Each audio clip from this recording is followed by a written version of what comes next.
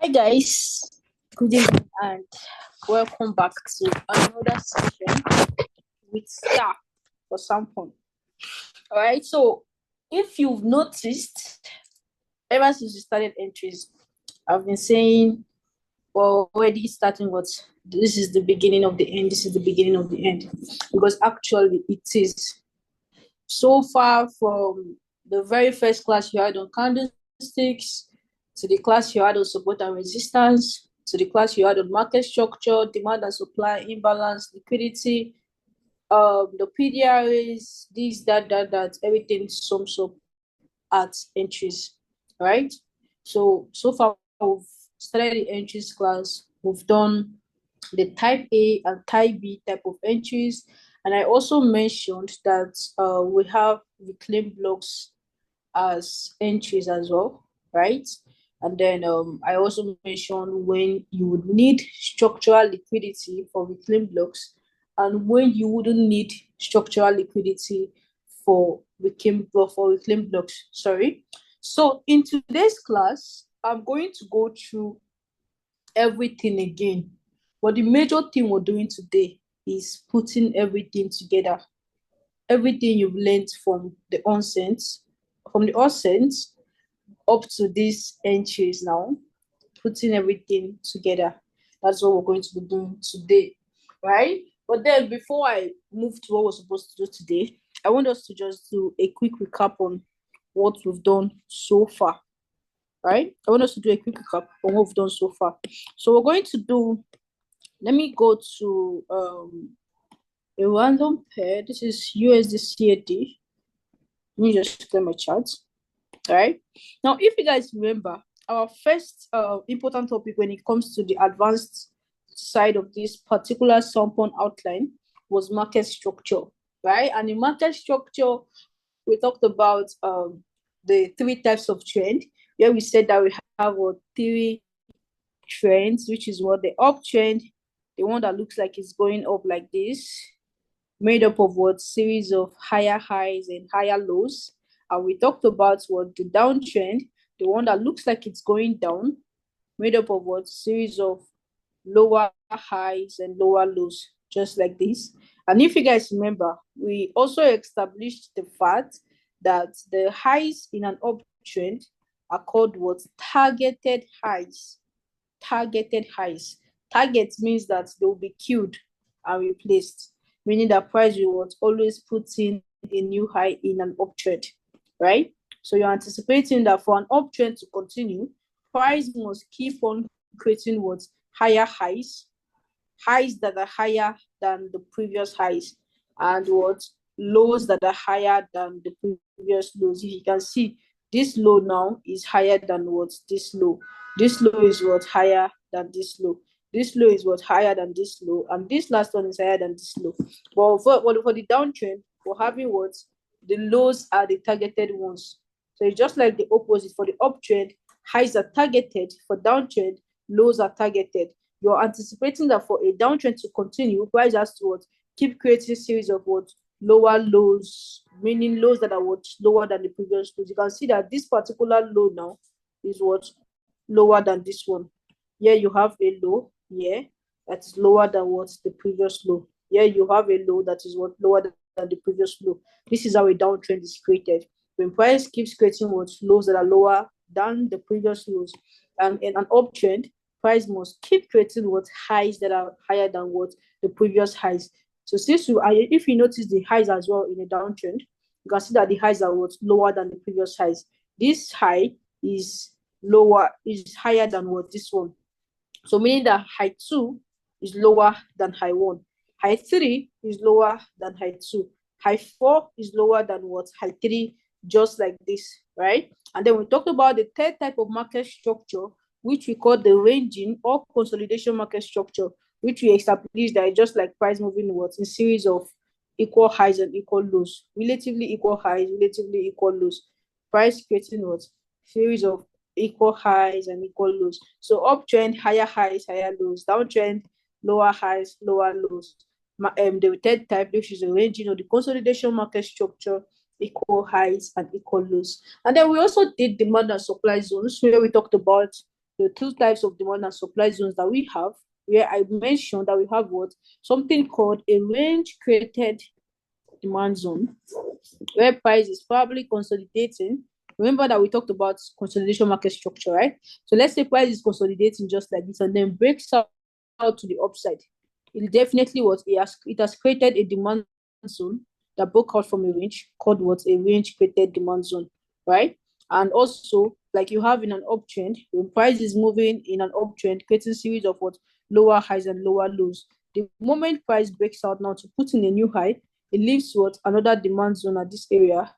This one is called what? A pivot demand. So I said that we have what? Two types of demand zones, which is what? The range created demand zones and the pivot demand zones. The same thing for the supply zones. Let's say that when price is moving in what? In a consolidation way, when price is just consolidating like this and then breaks out to what? To the downside, just like this, instead of to the upside now, it's going to create what? A supply zone, right? This is what? A range created supply zone. Or if price is moving in a downtrend, sorry, just like this, it creates what? When it breaks to the downside, it creates what? A pivot. It creates a pivot supply zone, just like this. And I told you guys that what? That for every lower high in a downtrend, there is what? A supply zone resting at the extreme. But that does not mean that those are the only places that you can find supply zones. Actually, you can find supply zones somewhere here. Do you understand? Supply zones are also found in between trends because of the internal market structure, right? But then you're sure that at every lower high in a downtrend, there is what? A supply zone. And at every higher low in an uptrend, there is what? A demand zone, just like this. And we also did validations for this demand and supply zones, where we talked about the break of structure, making sure that your demand zones what? Break structure to the upside for it to be called a valid demand zones, a valid demand zone, sorry. And we talked about your demand zones being in line with the trend, which means that for you to spot a demand zone and say that this is a valid demand zone, you must do what? It must be in an uptrend. And say this is a valid supply zone, it must be what? Price must be in a downtrend, right? And we talked about the imbalance, where I talked about imbalance being what? Price magnets, which means that they attract price to themselves, right? It's just like you understand the fact that the market is made up of both buyers and sellers, where we have buyers and sellers sharing opportunities. Do you understand? It's not partial. At every time that buyers come into the market, there are also what? Sellers. The money you make while buying, because the market is in an uptrend, is the losses of people that were selling. So money is exchanging hands. And the money you make while selling when price is in a downtrend is the losses from people that were buying. So at every time that you're buying, just know that somebody else is selling somewhere. And the market is very, very fair in the sense that it gives both buyers and sellers equal opportunities. So when he notices that, oh, okay, I think only buyers are in control of the market, buyers have just been buying since today, you notice that it want to what? Create a retracement so that sellers will also what? Have a hand. Do you understand? And that is why you see that even in an uptrend where we have, oh, price is supposed to go up, right? Even an uptrend has what? Retracements before the upward movement, retracement, expansion, retracement, expansion, retracement, expansion. And even the downtrend when price is going down, still has what? Still has retracements, expansion, retracement, expansion, retracement, expansion, retracement, expansion, retracement, expansion. So you realize that at the end of the day, in all of these market structures, there's always what? A pullback for market balance. Do you understand? There will always be a pullback for market balance. You will never see a particular pair fall like this for eternity without the other side having an opportunity to speak or contribute. Okay? So which means that these imbalances, they give you the assurance that price is what? Probably going to return to that entry. So having these imbalances before your demand zone makes it of what? Higher probability. And we also talked about inducement, which I said not just any inducements, but your inducement must be what in the 50% of price leg. I already taught you guys how to mark out 50%, where I talked about using your Fibonacci tool from a swing towards a swing. So from a swing low to a swing high in an uptrend, from a swing high to a swing low in a downtrend. This is how you mark it out. And then your level of inducement must be what? Must pull back into 50% to say that, okay, this is what? A valid demand zone, right? And I also mentioned when we got to liquidity and inducement, that the best part or the best type of liquidity or inducement is a structural liquidity or structural inducement, right? Because it's the one that makes people think, okay, you already understand that every structural low is a demand zone in an uptrend, right? So when you have those lows like that, you know that, okay, it is most likely going to induce people to buy from them, right? And that's why I told you that most recent BOS before your entry is what a type of inducement. So when you have structural lows like that, you know that people are going to be what's induced because it's a demand zone now. There are people they are looking to demand to buy that particular asset at that level. All right. So that's like one of the best type of inducements. Even when we did entries, I mentioned that the type A type of market structure is what better than the type B type of entry. Type A entries are what better than type B entries, right? Because the type A they have what structural liquidity. And even when we got to the liquidity and inducement, we treated what the equal lows type of liquidity and inducement. When price plays was a series of equal lows and then what takes it out. Because at equal lows, most people that trade retail, they are looking towards sell. They're looking to buy, sorry, and at equal highs, they're looking towards sell. So they have their stop losses resting above those levels. That is money. I told you that liquidity in simple terms means what? Money. If anybody asks you what liquidity is, just say money. All right. Why inducement means what? Deception. That is how to understand the two of them easily. So when people set their stop losses above levels, there's liquidity resting at those levels. And that is why price is what always attracted to this liquidity. It needs it like a fuel. So it takes it out and then continues what's in the intended direction. All right. So you're trying to make sure that these areas of liquidity that price is going to target will be what's below your entry when you're buying. Sorry, above your entry when you're buying, and then below your entry when you're selling, so that when price takes it out, it mitigates you and does what continue in your direction. And when we got to entry types, we treated what the two type of entries, or we talked about the type A entries and the type B entries, where I illustrated that what the type A entry just looks like this, where you have price sweep, break structure with the same movements, then give you a pullback into 50%, break structure again, then pulls back to the other block and what buys. This is our typical. Sorry, I think this is a bit slanty. I don't like it. Right? This is our typical type A type of entry, just like this. All right. And then we have what? We also have type B. Type B is like of lower probability than the type A, where price actually gives you what? When price actually gives the structural inducement before breaking structure, then pulls back and then what? Buys, just like this. This is what the type B market structure looks like. And this is of lower probability because I told you that having most recent break of structures as liquidity gives you what higher assurances that people are what's going to look to buy at this type of level. There are higher chances of people looking to buy at this level than there is of people looking to buy at this level. So this is always of higher probability than this one. And we also treated what risk entries and confirmation entries, where I taught you that when it comes to confirmation entries, we have two types of confirmation entries. We have what? The candlestick patterns and the pattern confirmations.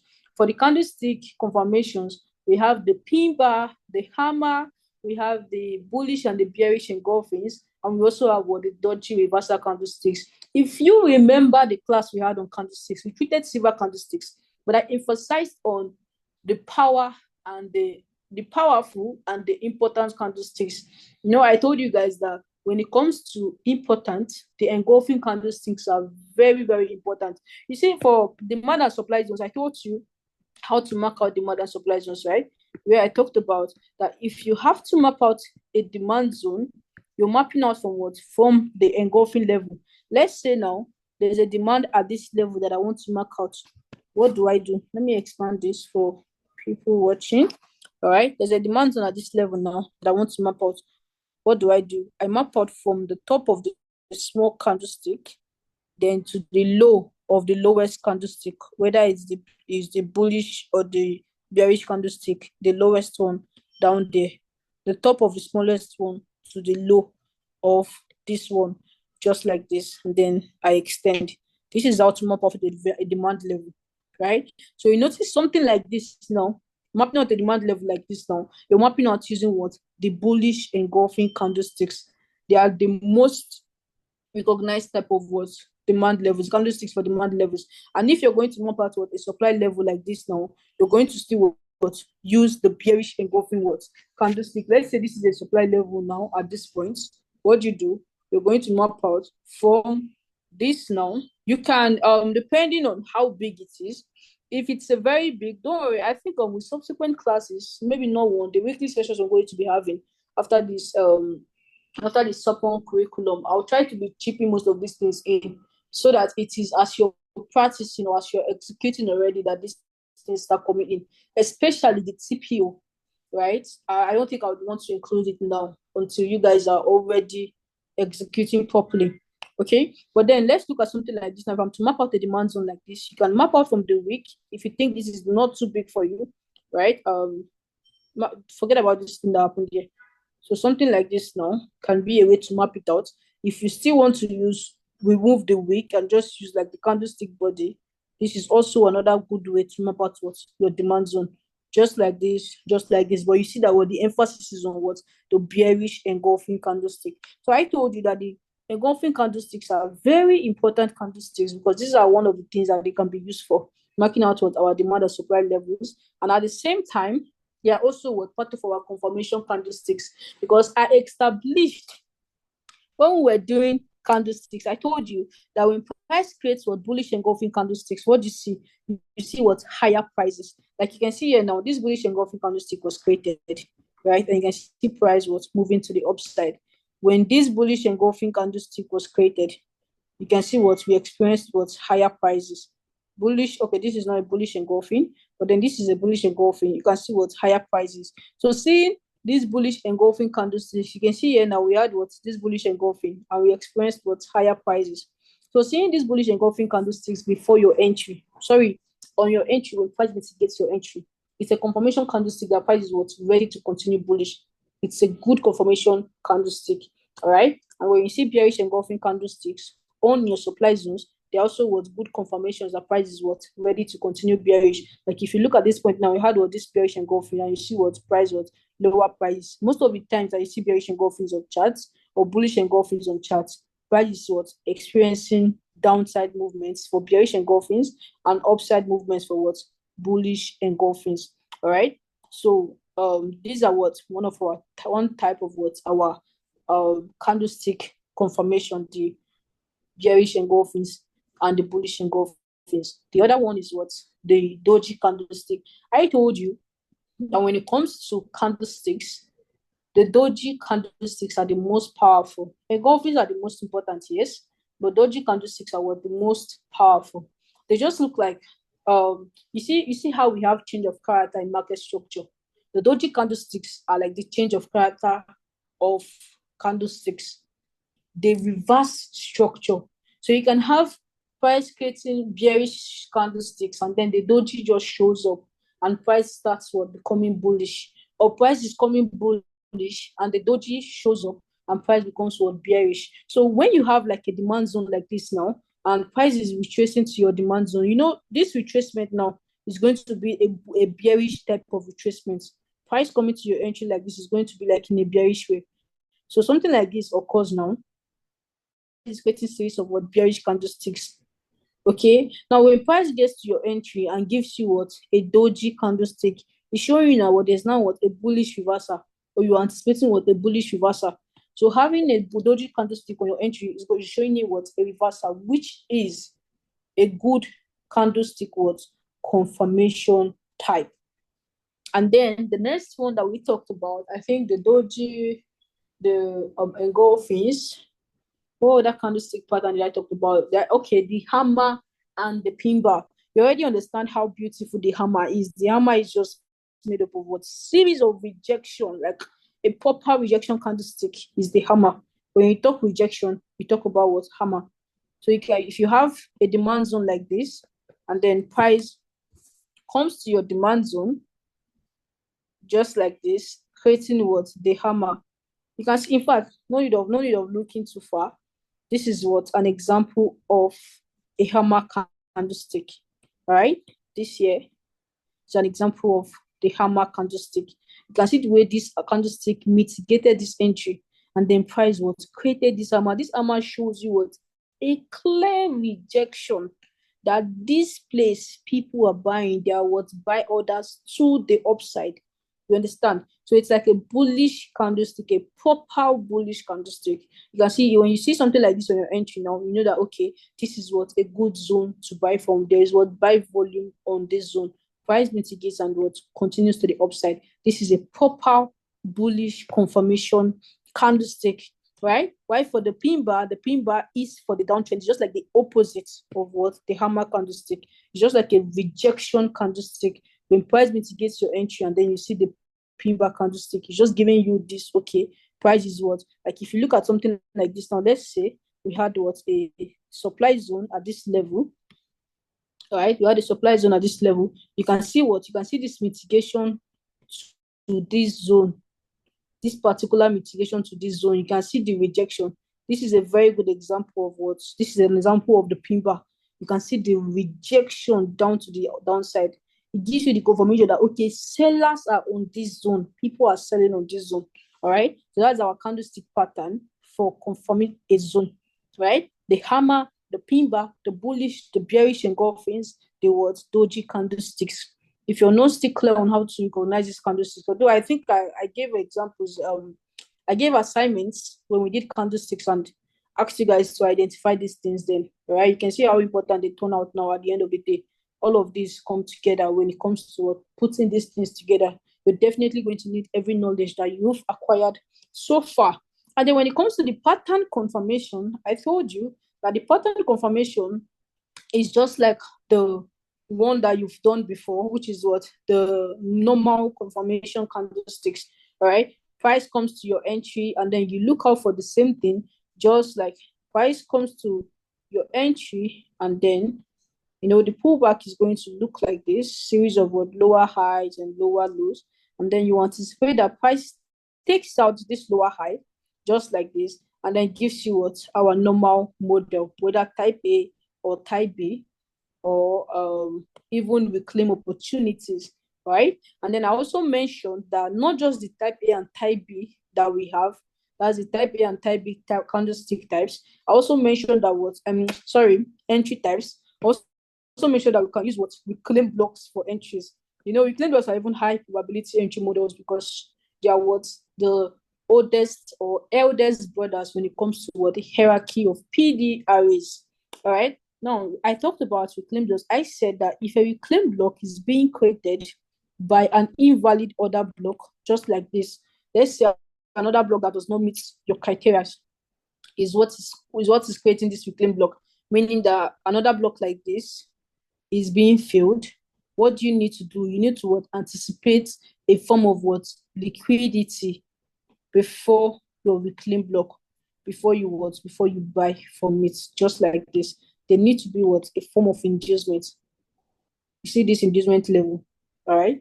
This is pattern 1, a reclaim block being formed from the failure of an invalid order block needs a form of inducement or a form of liquidity to be a valid zone to buy from. All right, something just like this. And then the second one, which is the one that is formed by the failure of a valid order block. I mentioned that it doesn't necessarily need to do what? It doesn't necessarily need to create a structure. Let's say something like this. Now, this is a valid demand zone now that we have at this level. And then price does what?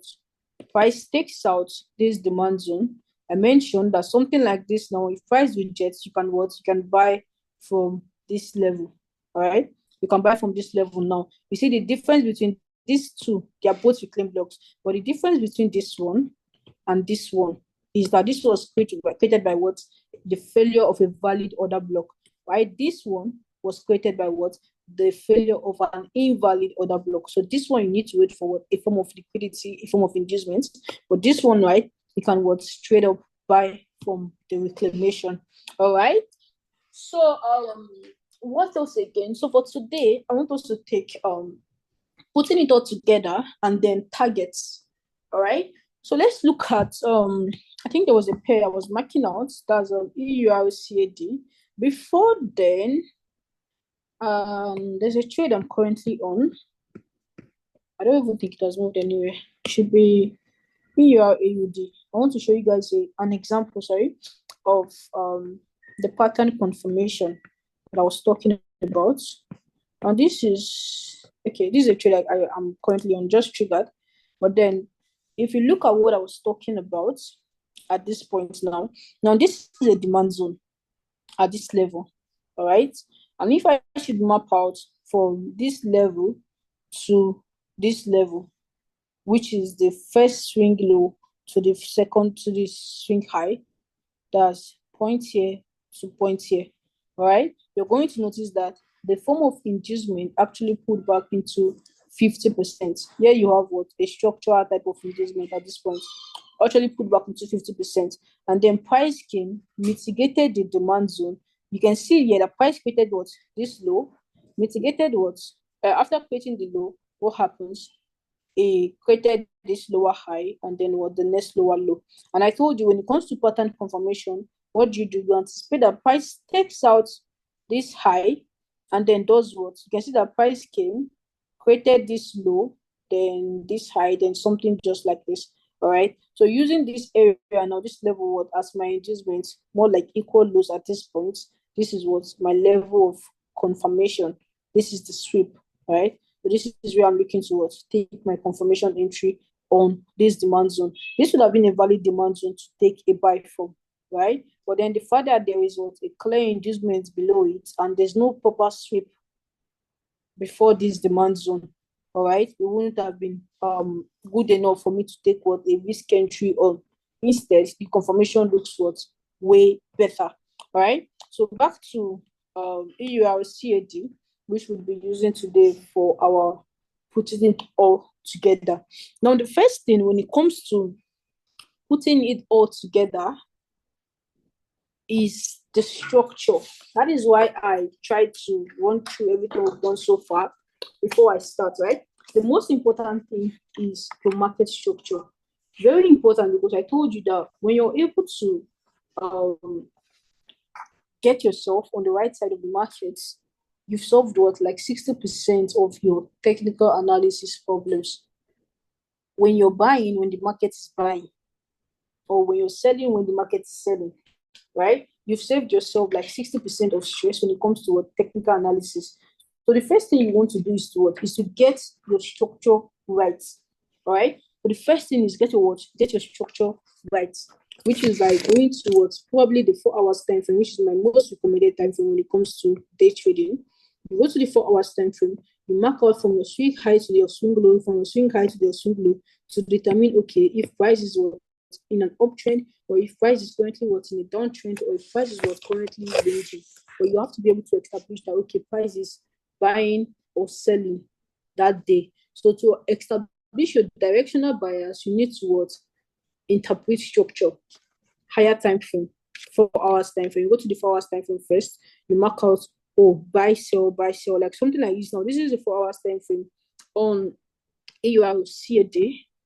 Let's see. Sorry. I think my network is a bit poor.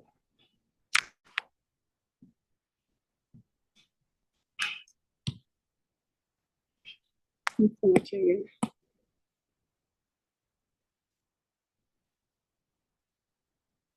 Right. So this is the 4 hours time frame for this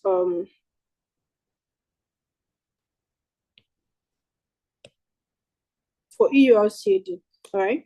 But the first thing you want to do is see, okay, what is the 4 hours time frame doing? Are we buying or are we selling? Like currently, let's say you have met price as at this point now. Let's say marking our structure from this point now. You have what structural lows and highs, higher low, higher high, higher low, higher high, higher low, higher high, just like that. And then price takes out what this higher low, right? Giving you what a change of character. But I told you that a change of character needs to what? A change of character needs to break structure again for you to confirm that what it is a change in trend, which in this case did not happen. Instead, price went ahead to do what? To establish a new high, which means that we're very bullish, we're still bullish. So if you establish that the 4 hours is bullish, the next thing you do is to jump down to the 1 hour time frame. All right. Now on the 1 hour time frame, this is where you start with anticipating or start looking out for your entry models, right? In this case, now this was the EURCAD that we used for last. I think the very last class we had on entries.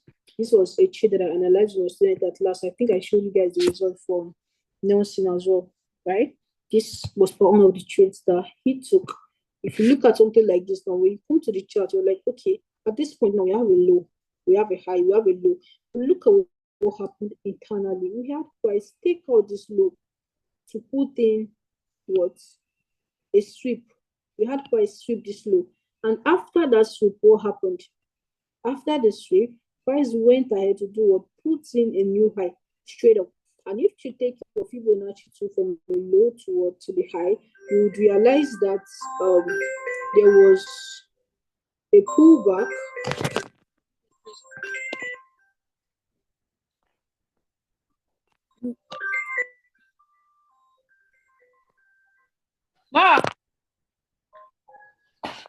You realize that there was a pullback into 50%, and then price went ahead to do what? Establish a new high, giving us what? Our type A type of entry. And then when you mark out something like this now, you go back to the 4 hours time frame to see, okay, this thing that I've mapped out, let me cut price from here, cutting price from this level, just like this. Sorry, I think this is going to be a bit slow. Maybe network issues, but shouldn't be. The phone is ringing. And then you go to the 4 hours time frame after having an analysis like this. You see, okay, what I'm doing, is it in line with what price is doing what on the higher time frame?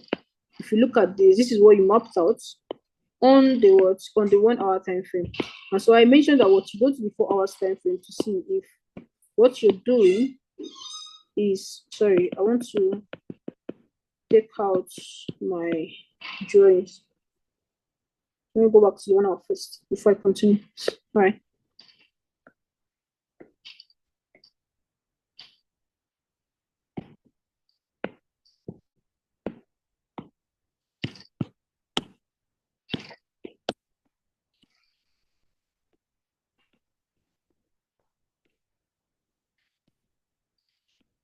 Okay, so you don't make an analysis like this. You're looking to buy what at this level. You have your sweep, your break of structure, your inducement, your type A entry model, all right? And then you're done marking out something like this properly on the 1 hour time frame. And what's the next thing you do? You go to the 4 hours time frame to validate that what you're doing is in line with what price is doing on the 4 hours time frame. Now, if you look at the 4 hours time frame, you can see that here on the 4 hours, we had what? A demand zone that price is currently what? Reacting from, right? We have a demand zone that price is currently reacting from, and then price mitigated that demand zone, mitigated the demand zone, and actually gave us, please can you put this door properly? Okay. Price mitigated that demand zone and actually did what? Gave a type B type of entry model, right? Where you have the pullback before price finally broke this level, right? The pullback just like this, and then he pulled back to mitigate this confirmation level, right? This was the confirmation level that was mitigated.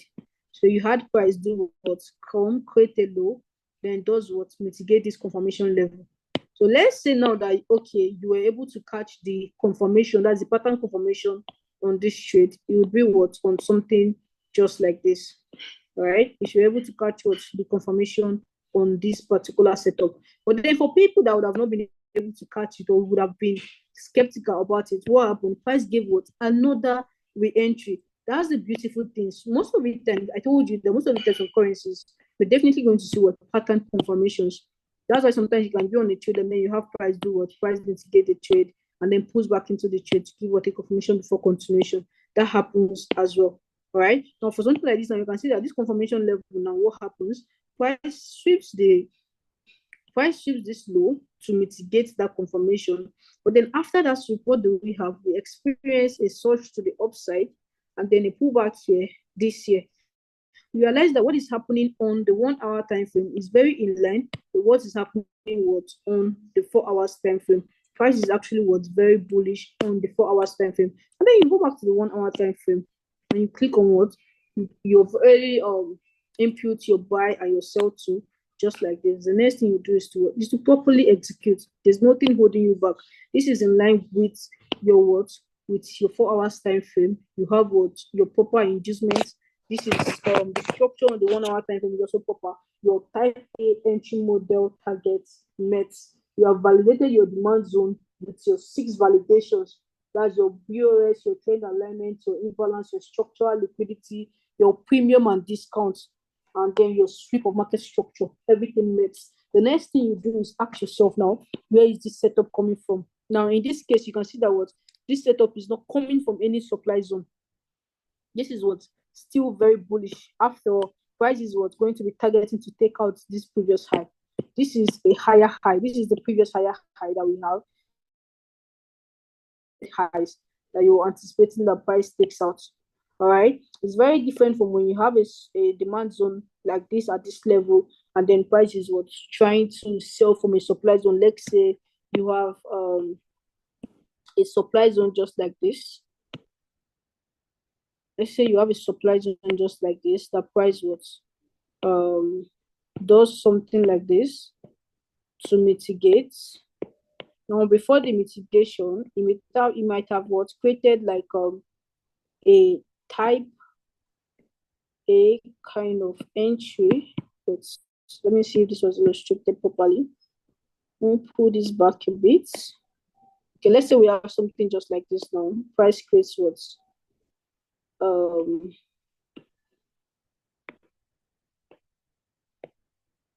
Okay, price creates a type A entry model at this point now.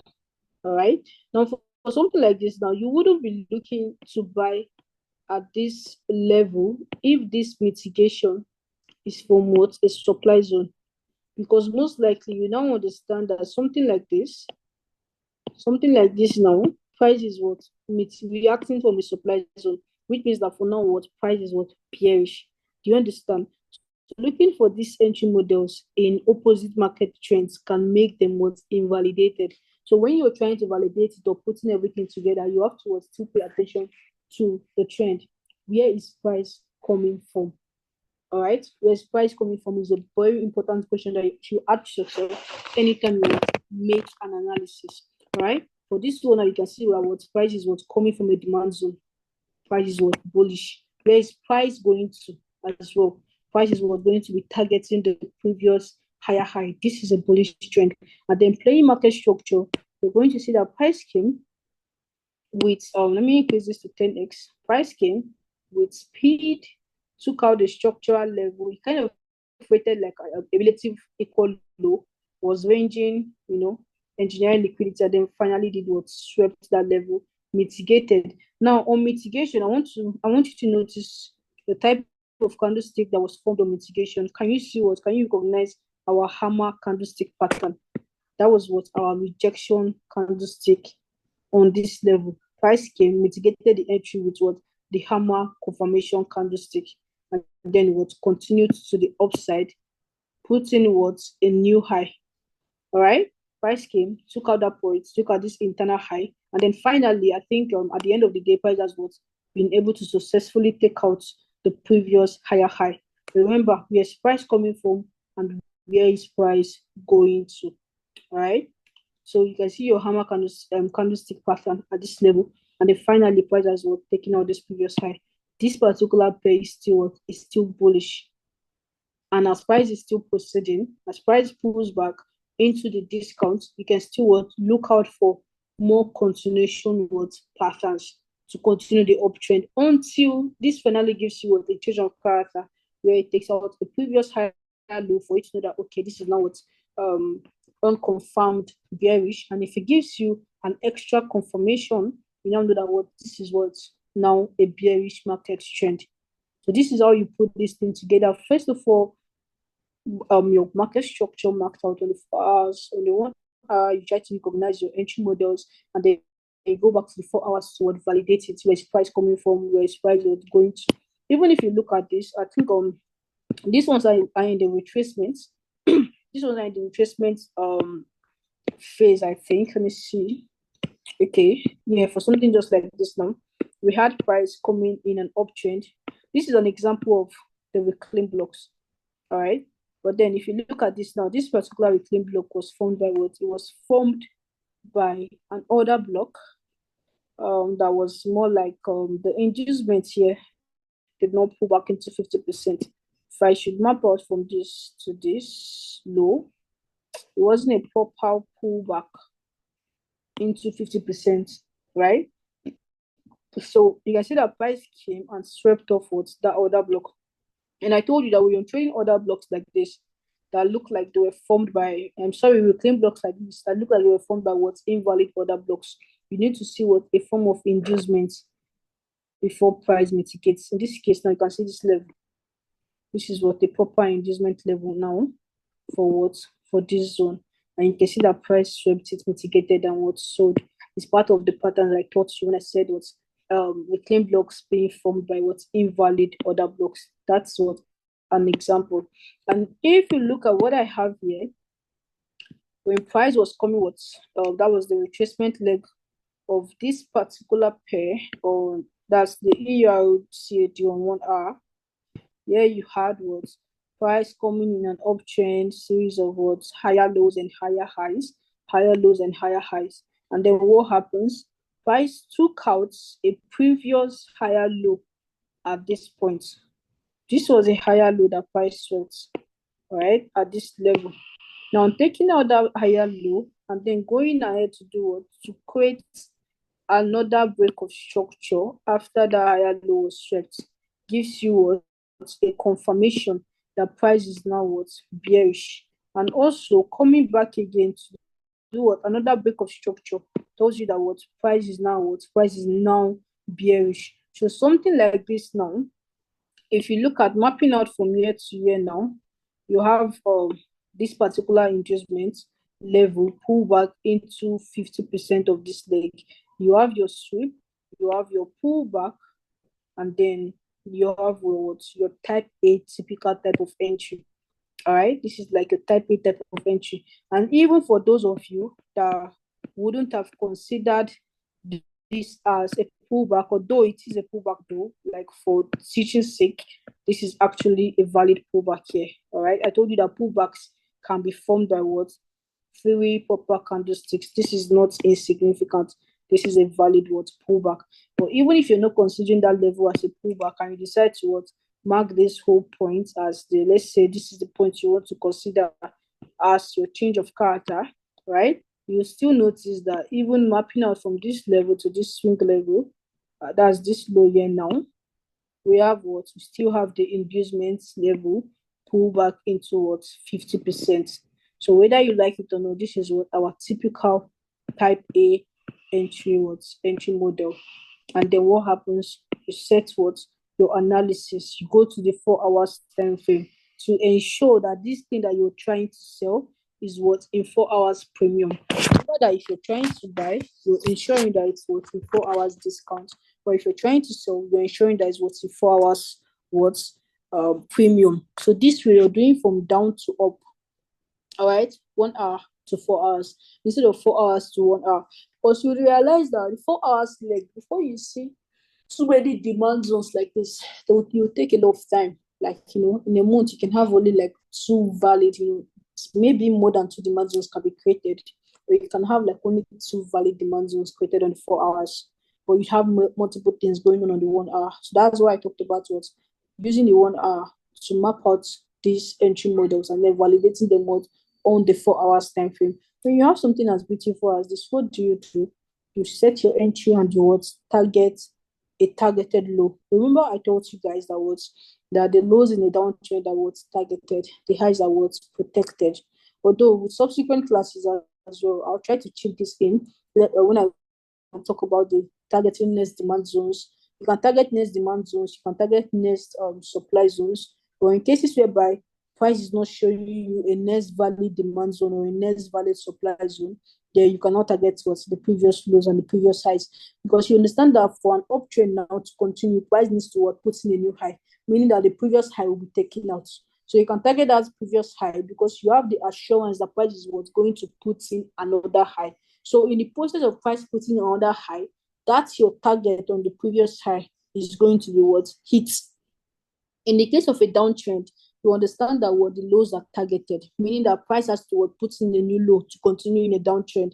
And since we have established that what this is a change of character and a confirmation, meaning that this is a downtrend, for price to continue this downtrend, we want to see it do what take out a targeted low, which in this case is what this low. Price has to take out this low and continue what's in a downtrend for us to see that this is a downtrend. So what happens? You have what your target is what at the targeted low, just like this, anticipating that what price takes it out in its quest to put in what another low. You can see that price took it out to put in what another lower low, just like this. All right. So you target lows like this. Well, in the cases whereby, let's say you're trying to sell from here now, and then you see a valid demand zone that meets your criteria, right? Let's say now there was a valid demand level at this point, which there's no valid demand zone here, but let's say there was a valid demand zone at this level. Instead of targeting this low now, you're going to what? Just place your target just before the demand zone, just like this. All right. Most of the times, this particular type of targets are usually used when you're counter trending. Let's say you want to sell to a valid demand zone, like price is an uptrend, but you want to catch a retracement to a demand level. All right. Your target is going to be what? Just before what? Just before the demand level, just like this. And then you can also target areas of liquidity, like in case like this now, you don't want to target this low. All right. You don't want to target this low. If you look at this point here now, we have what? We have equal lows at this point, and you understand that at equal lows, what happens? At equal lows, you're anticipating that price will take it out because what? There are people looking to buy at those levels, so there's what liquidity resting above it. So if you have liquidity levels like this, what do? You can place your levels on them. Since you understand that whether you like it or not, price is what's definitely going to what take them out. You can see the way price took out this liquidity level. Yeah, at this point, price came, mitigated it, and then what? Took it out just like this. So targeting areas of liquidity like what the equal lows, the trend line liquidities, and the structural liquidities. Even when you're counter trending just like this, let's say you're counter trending, and then maybe let's say you're trying to counter trend something in this area, right? And then you're already selling from this point. The target can be what at a structural liquidity just like this, because you understand that for price to mitigate this valid demand zone, they has to take out the structural liquidity. All right, something just like this is what So your targets can be what areas of liquidity, because you understand that price to take them out and continue in your direction. Like this point now, without equal lows that we targeted, the target can be what the lower lows or the higher highs, because you understand that lower lows are targeted lows and lower and higher highs are what targeted highs, because price has to take them out and put in new ones. So for price to continue a downtrend, it has to take out this low. So if this liquidity level was not here, this would have been what a proper target level. All right. Or if there was a demand zone at this level now, your target would be what just before the demand zone. So this is how you place your targets. All right. Areas where you're not anticipating what reversals. And if you look at what happened on this level as well now, this is a demand zone that did not meet any of your criteria. All right, this is a demand zone that would have not been valid enough. Why? You can see the fact that it was just what a break of structure and a form of what engineered liquidity at this level. All right, price just broke structure and continuing the trend. And then this particular imbalance would have been what made you skeptical, because price can will take out this level to fill this imbalance. All right, so this demand zone was not invalid at all. Was not valid at all, sorry. to take a buy from. And as you can see as well, there was no proper sweep. Okay, there was no proper sweep. So this would have been what an invalid demand zone to take a buy from. But then I told you that what you can look at what these demand zones create for you, which in this term is going to be what a confirmation. And you can see that as price mitigated the demand zone, what happened? We had what the pullback to the mitigation was creating one series of lower lows and lower highs, lower lows and lower highs. And then what happened? This was what a lower low. And this lower low actually did what? It swept this particular point. There was a sweep here before price did what? Did something like this, pulled back, and then went ahead to what? Take out the previous high at this level. And then we have what is sort of our type B entry model. All right, but then if you're using this level as your break of structure, it will be what a type A entry level, right? So which means what you're looking to what take your confirmation from this level, and then price pulls back into that confirmation and what continues buying. So that's why I told you that what you can look at what invalid demand zones create, right? Levels where you're unsure of what happens, you just anticipate confirmations on that level. I'm so sorry, this is above 10 o'clock already, but I hope you don't mind. Let's continue. All right. So you can look at levels whereby price mitigates previously, and then what take pattern confirmations on them. Pattern confirmations, candlestick confirmations. Your candlestick confirmations can be like the hammer, like you can see now. Here we have what a hammer candlestick for what rejection. All right. This is an invalid order block creating what a valid entry just for you. But preferably, if you're using pattern confirmations, I prefer that they are being created by what? By valid demand zones. So here now again we have what? A valid type of demand zone where we have price do what? We had a sweep at this level. This is just for example purposes. I think this whole structure was even bearish. All right. Now we had price take out this level. We had price dot put in take out this level as well. And then what happens next? We had what another break of structure at this point. Now at this level here, now price did this after this before this level was this. We had this particular inducement before price actually broke out. So this is like a type B, not a type A type of market structure. Remember that the type A is the one that pulls back. The price does not create the inducement before pulling out, right? And then here you have what your type B entry model. And you can see that when price mitigated the type B entry model, what does it do? It continue what to the upside. In cases just like this, you would have what if you're looking at candlestick, if you're looking for candlestick confirmation, you can see that what price created the hammer confirmation or mitigation to show you that okay, this is what a valid zone to buy from. And I told you that in cases like this, you can what target the previous highs. All right, you can target what the previous highs just like this. Or if you're trying to be careful, you can what just target at this point, this level whereby it looks like there's a what supply at this higher high. Although it's a higher high, so your higher highs are targeted and they will be what taking out. But to avoid price retracing on you, you can just what place your target around this level. With time, when you start executing, you get used to what placing targets. Okay, so let's continue. Now, yeah, as well. We had price. This is a counter trend here. I just added this because of the fact that it was there was an example to show here. Do you understand? If not, this whole market structure was bearish. All right, this was a counter trend, but then I wanted to emphasize on the fact that this is a type of market structure.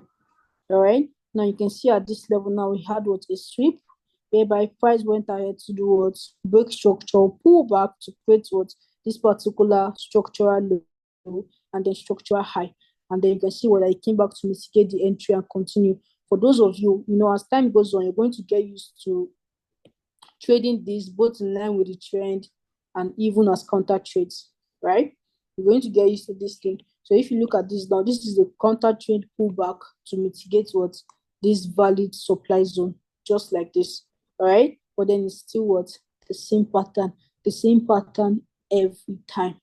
Same pattern works every time. Price mitigates and what continues. And if you look at this level now, this particular supply level, which is what the one that is in line with the actual trend, we had a sweep of market structure, and we had price give us our structural liquidity before the break of structure. Actually, it was more like a type B, until what and you can see that when price was approaching entry, we have what a form of liquidity at this point, which is what our equal highs liquidity. And I told you that when you see equal highs just like this, what should come to your mind is that what price is going to take it out. So seeing equal highs just below your sell entry gives it what higher probability that okay, price is what's going to what take this level out. And you can see the way that price swept it, gave us our pin bar candlestick for confirmation and does what? And it continued selling like down, down, down to put in what a new lower low just like this. And even if you were not comfortable with this particular run, you would have been able to what, catch a confirmation entry because you can see that after price mitigated our entry, it gave what a type B type of market structure.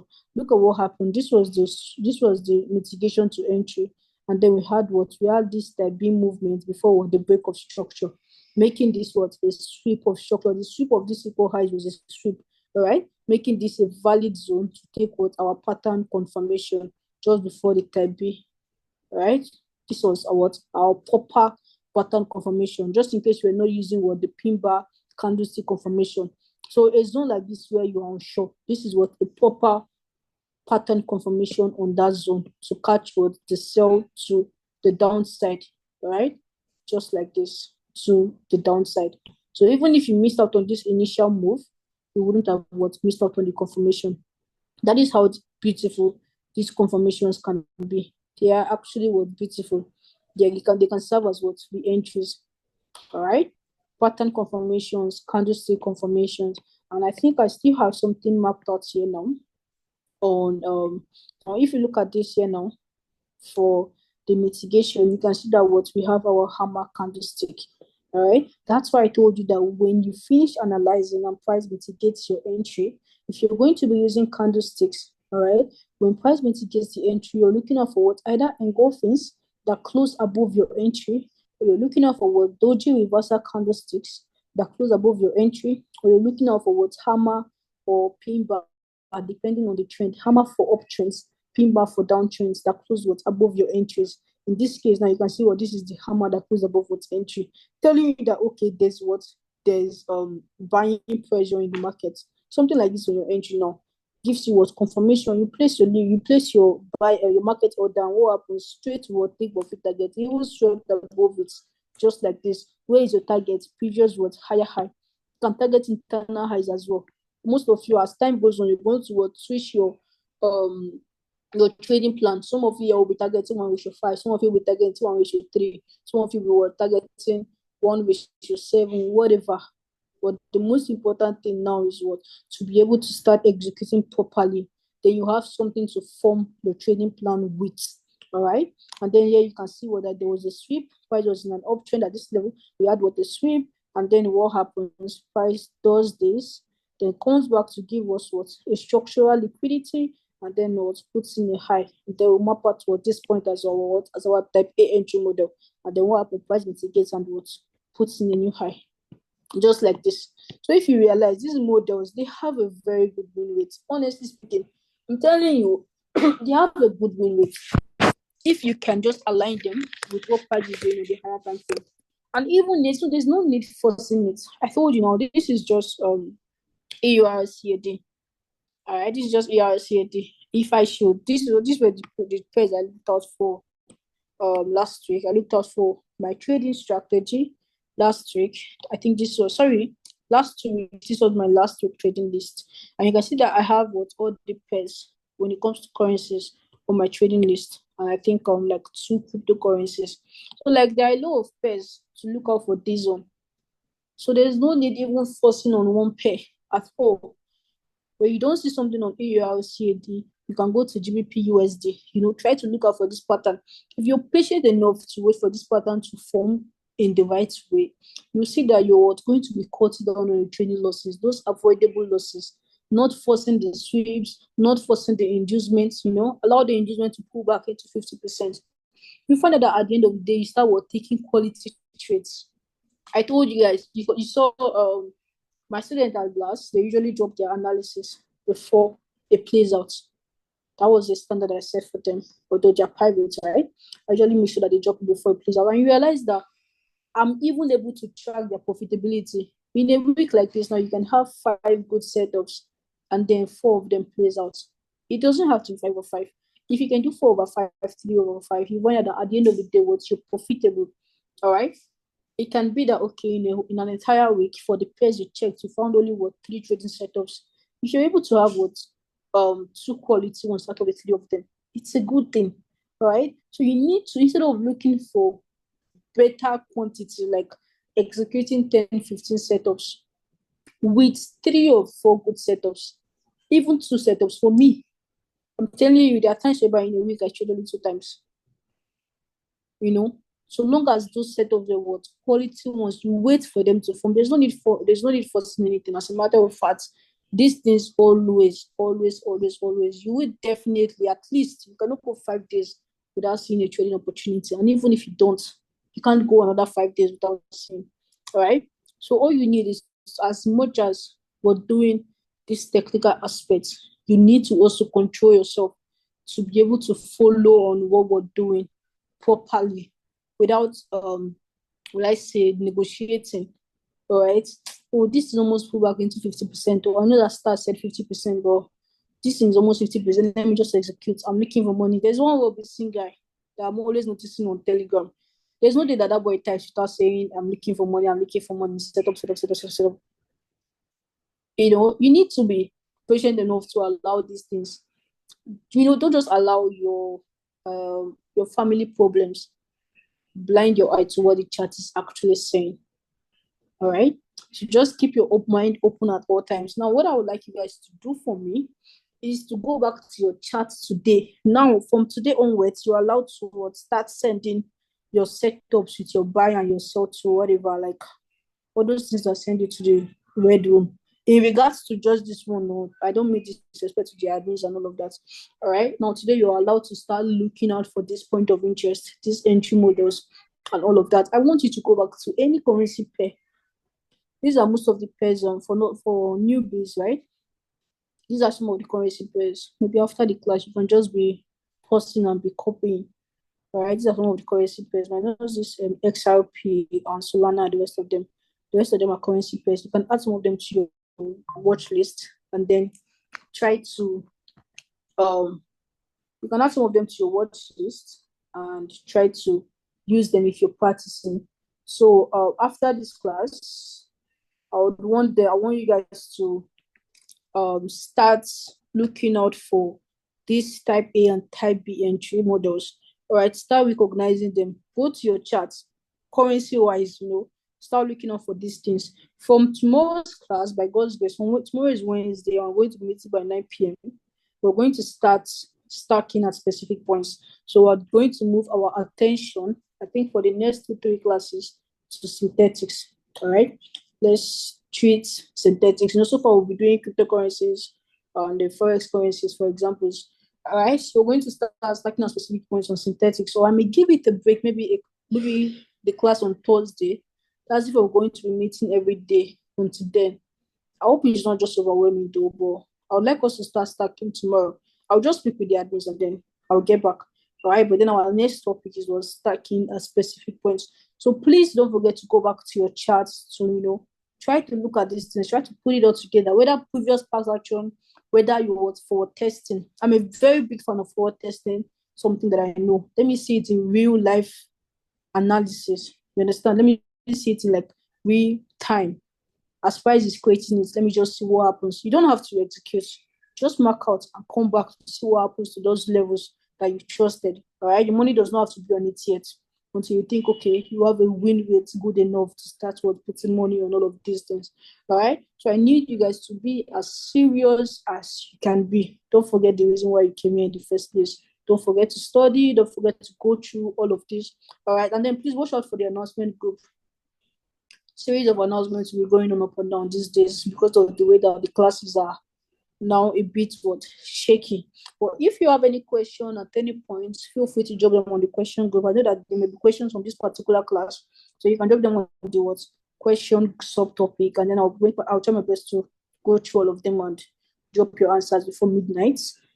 In the meantime, take care of yourselves until we meet again. Stan, you can end the recording. Thank you so much for joining.